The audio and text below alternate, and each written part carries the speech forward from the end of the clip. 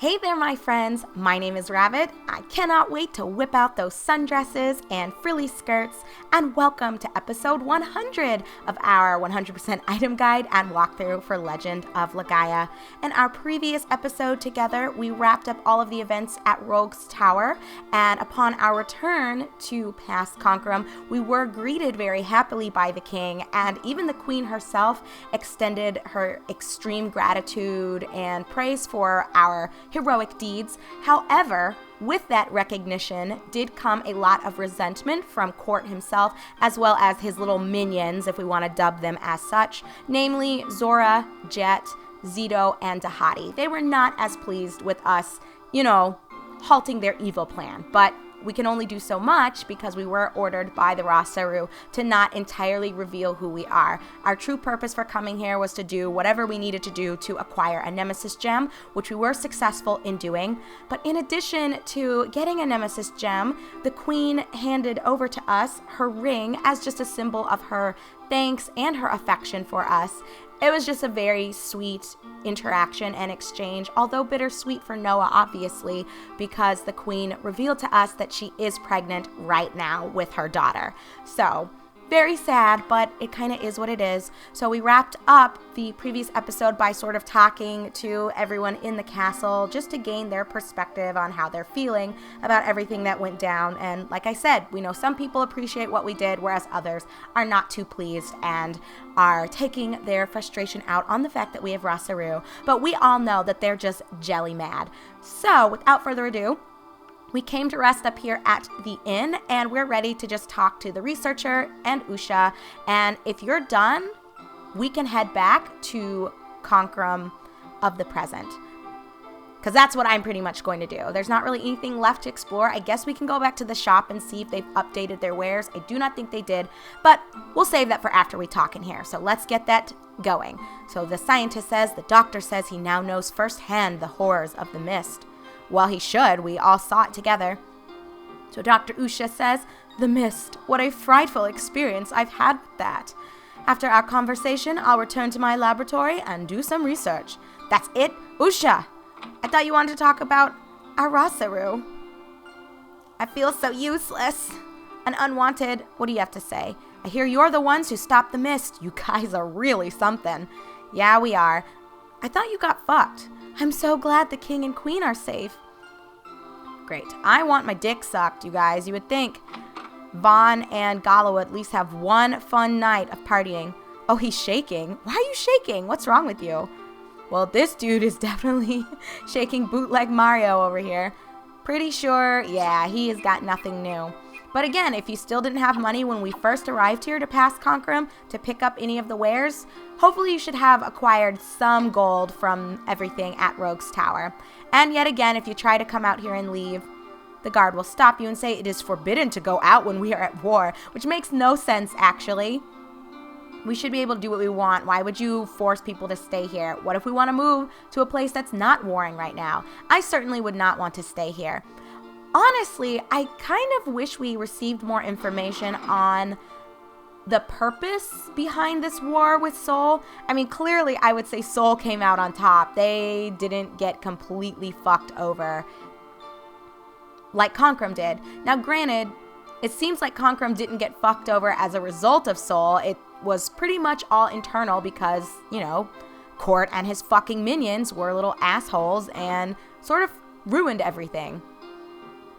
It really sucks, doesn't it? But I guess that's just how it's going to have to be. The queen and king recognize that something's wrong with him, but because he's their son, they are not actively stepping up and doing what I think should have been done to kind of cut him off a while ago. But nevertheless, we're done here, so let's make our way to the mirror. But first, we have a little scene here with Gala saying, Vaughn, are we going back to our time?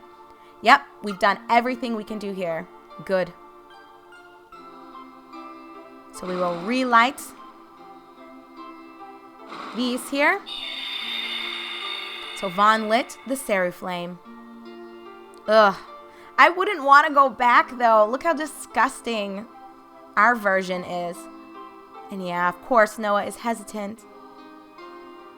Noah, what's wrong?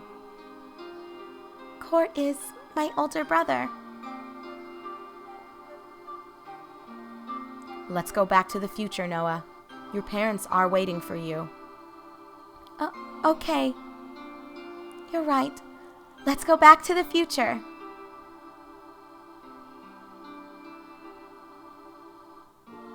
I know, that would be really hard for me. So Jet says, Prince Court, if a mist specimen is what you need, then we have it. That's right. By analyzing this, I can make my own mist. You will require a device of some size. I don't care. We'll build a mist generator in the absolute fortress. We'll conquer the world. Ratayu has giant Seru and the Legend of Juggernaut. Mist technology and Juggernaut. What an interesting combination. Prince Court, there is no end to your dreams. Ha ha ha.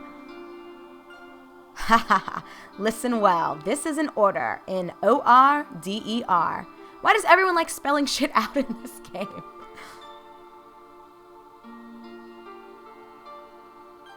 Well, and if you guys notice, there's a weird clam-shaped thing here. Do you guys remember what present-day Conkram looks like it's surrounded by? Well, you'll see if you're not sure what I'm referring to. See, I can do a pretty good job of not giving you spoilers, right? Everything gets revealed with time, or mostly anyway. So that's that, and we cannot go back, unfortunately. So let's go and talk to our mother and let her know we were successful, to a certain extent anyway. It's so rough seeing the queen like this after seeing her in a different state. Obviously, very hard for Noah as well. Noah, you heard me. Court is my son. And he's your brother. After that incident, 2 Seru remained in Conkram. One was transformed into the sim-seru, which fed on the mist and engulfed Conkram. The other Seru may be a fragment of an evil rogue. That Seru can give humans incredible knowledge. It was that power that awakened Court's wicked ambitions. With Rasaru and Rasaru eggs, he created a mist generator and the sim-seru. He learned to create sim-seru to provide him with the power to achieve his ambitions. By the time we realized what Court was doing, it was already too late. We feel so responsible. I mean, to be fair, you guys kind of are. I mean, not to be harsh, but for sure, it was obvious Court was up to some sketchy things. But I know that it's also hard to punish your children, especially when you're wanting to see the best in them and you're trying to meet them halfway and understand their perspective. And so you could argue that Court was just trying to create something that would allow Conkram to be victorious in this war against Seoul, but it should have become somewhat obvious that his goal was beyond just winning the war. He was willing to sacrifice his own people to gain a weird power that I don't think anyone should really have or should even want to have. So I don't know, you can kind of decide what your stance is on that. I agree that the king and queen should feel a little responsible. Should that responsibility result in 10 years of torture and being attached to a parasitic sim-seru? Definitely not. But, you know, there are consequences to neglect, regardless of whether that neglect stems from you willingly ignoring something or just being kind of oblivious to what's going on. Nevertheless, Noah says, "It's not your fault, Mother. I'm going to shut down the mist generator in the absolute fortress for good. After that, you won't have to be alone anymore, Mother."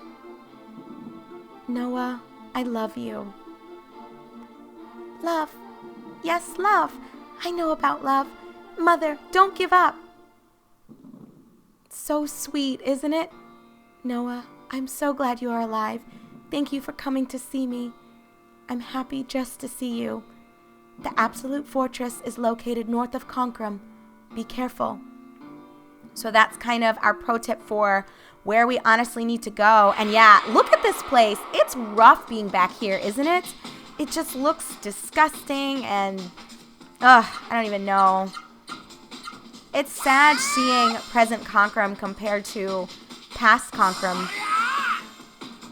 How utterly dreadful. But in a way, it very much does hit home that regardless of your involvement in something, and like I was saying just a second ago, it sort of doesn't matter how aware you are of what's going on. There are always consequences to involvement.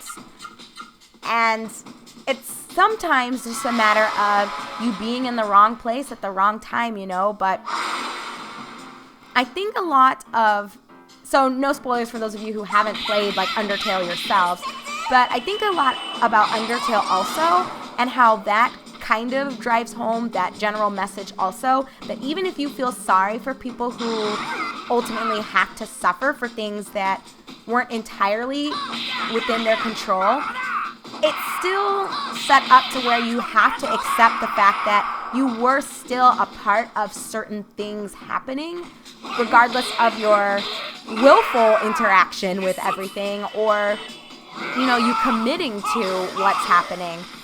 Those things are sadly irrelevant. You still participated to a certain extent, or you still allowed things to transpire to a certain extent. And as a result of you just being present, it puts you in the involvement, or I guess I should say it puts you as a part of the involved party. And when you are a part of those involved in everything going on, it just sort of ends up in a shitty situation for everybody.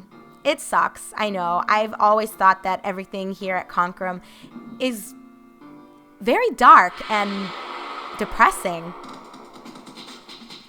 But that's the route that the game chose to take this in, and I said it before a couple episodes ago, and I'll say it again, that I think personally this was a very mature route to take the story in, and I personally appreciate it, and it's one of the things that I think elevates this game to a higher status for me.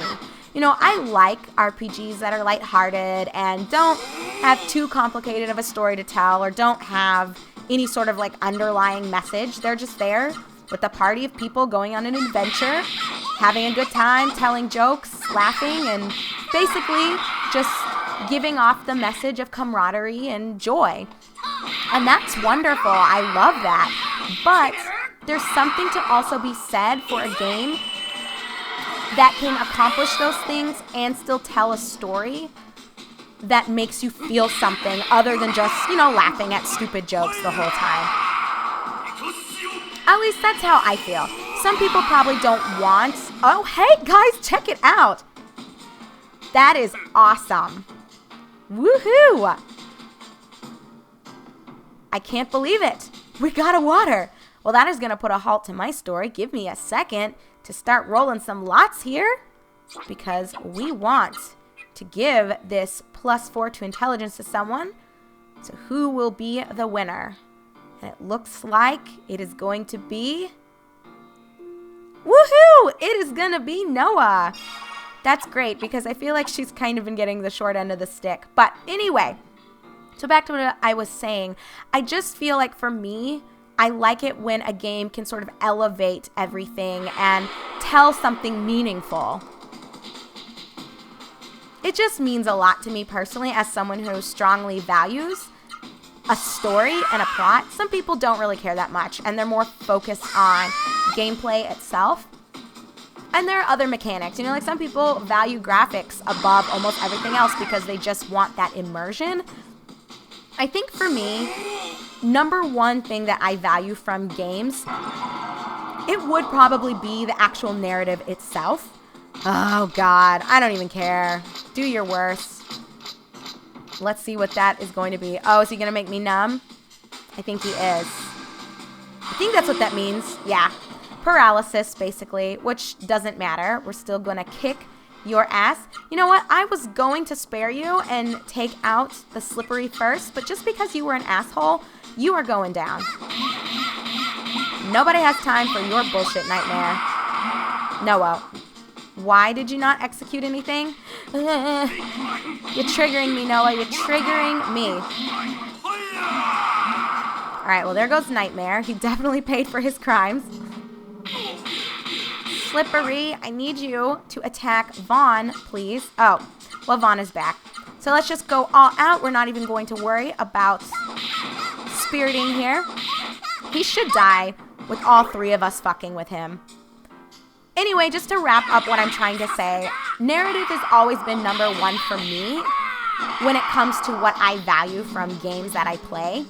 I think the second thing that I like would be certain gameplay mechanics. So I do enjoy a varied combat system or just something innovative being tied into it. I do like turn-based fighting. I mean, as someone who enjoys retro RPGs, it's something you kind of have to get used to, right? But I incredibly appreciate it when developers throw in something a little different here and there. Before I continue with that, let's talk to King Nebular, who says the Nemesis Gem. Use them to turn off the gate of hell. Please, Noah, destroy the mist generator. Do it for us, for the whole world. We shall do that, Father. We shall do that. Well, that's it for all the people I wanted us to talk to in here. Hey, Mad Golem. Have we seen this guy since we've been here? In present Conkram? I don't even know, but... So, like I was starting to say, so many things distracting me as we're talking to people, but I think you guys are getting the gist of what I'm trying to say. Narrative is number one for me. Actual combat mechanics would be number two because, again, although I appreciate and enjoy turn-based fighting, I like it when a developer switches it up and gives you something new to tinker with. So I think that the actual combat system here in Legend of Legaia is incredible. I think it's very immersive. I think it's fun and exciting to watch because it makes things feel a little different. And although the magic system with the sim-seru, or I should say specifically the seru, although that's not that different from how some other RPGs employed summons, I do still think it's fun and exciting enough to where it gives you something to kind of look forward to because it kind of has that monster hunter element to it where it's like, ooh, which seru am I going to capture or which ones are actually out there? I don't know. So I think the mechanics with this and with the battle and the combat, it's fairly well done, I would say, in this game as well. Not overly innovative with the magic itself, but the raw DPS part of it is cool. I like it anyway. And then, I appreciate graphics, but I'm not one of those people that think like 3D models are everything. I can appreciate 2D sprites. I honestly don't care that much about graphics.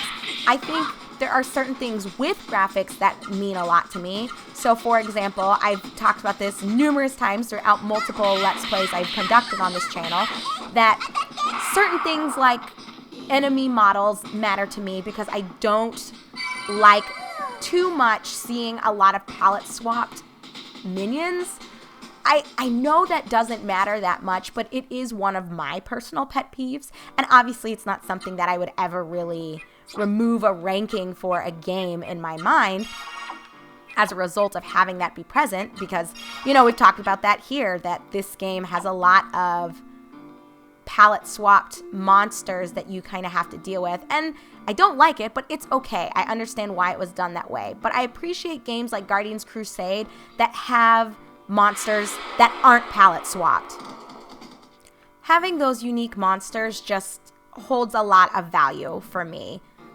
And I know that it doesn't matter for everyone, but that is probably the only major thing I would say with graphics that makes a difference with my personal experience in a game.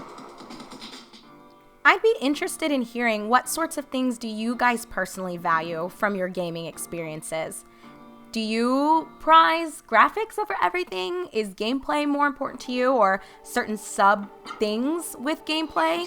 So like for me, with the non-palette swapped monsters, or maybe you guys appreciate like voice acting, so that's something that's hard for you to give up in modern games. I would love to hear kind of what you value and how you would rank certain features of games. But wrapping up that conversation as well as this episode, let's go ahead and just part ways here. We managed to just save. Everyone is healed up. So when we come back together in our next episode, we will be ready to follow the Queen's advice and head northward so that we can take out the final mist generator here in Legaia, known as the Absolute Fortress. So hopefully in doing this, we can save Conkram and the world. And oh, I wanted you to see. Do you see like the little clamshell thing behind us? Yeah, so hopefully that ties that all together, and you remember seeing that little tiny clam that was on the pedestal that the Queen even referred to. So I'm sure most of you made the connection anyway when I brought it up, and you remembered, oh yeah, Conkram did look like it was consumed by a clam. How odd. Well, there you go. That's where it started, as a little teeny tiny clam sim-seru shit on a pedestal. Court is an asshole. No mercy from me, personally, and he gets no sympathy from me. But anyway, thank you very much for watching, everyone. When we resume in our upcoming episode, we will for sure tackle the Absolute Fortress and hopefully be able to deal a swift ass whooping to Jet, whom we know is hiding within it, because we took out everyone else that we saw in the past. Zito's gone, Dahadi's gone, the Delilah's family, they're all gone, and we most recently fucked over Zora. So Jet's all that's waiting for us, and Court himself, but we will get to him in due time. So thank you very much for watching. I am your host, Rabbit, and this is my 100% item guide and walkthrough for Legend of Legaia. Thanks for watching, friends. I'll see you all soon.